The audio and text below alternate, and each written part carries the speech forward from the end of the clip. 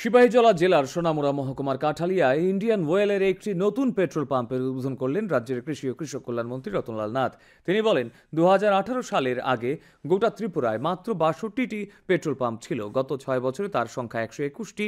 বর্তমানের ডাবল ইঞ্জিনের সরকারকে জনগণের জন্য কখন কি করতে হবে তা বলতে হয় না বলেও জানান তিনি। অনুষ্ঠানে উপস্থিত ছিলেন রাজ্যসভার সাংসদ তথা কেন্দ্রীয় পেট্রোলিয়াম মন্ত্রণালয়ের প্রাক্তন প্রতিমন্ত্রী রামেশ্বর তেলী, প্রাক্তন কেন্দ্রীয় প্রতিমন্ত্রী প্রতিমা ভৌমিক, বিধায়ক বিন্দু দেবনাথ, তফাজ্জল হোসেন, স্বপ্না মজুমদার সহ ইন্ডিয়ান ওয়েলের পদস্থ আধিকারিকরা। কখন কোথায় কি করতে হবে তারা ভালো জানে।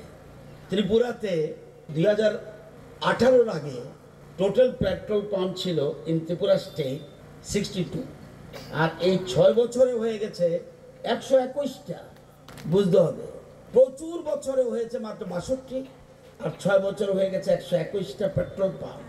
এটা হলো ডাবল ইঞ্জিনের बेनिफिट।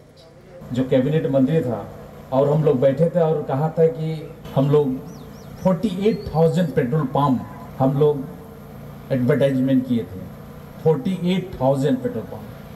और हमारा पेट्रोल पंप भारत स्वाधीन होने के बाद 80,000 पेट्रोल पंप था पूरा भारत में, और हमारी सरकार एक ही बार में 48,000 पेट्रोल पंप निकाला गया,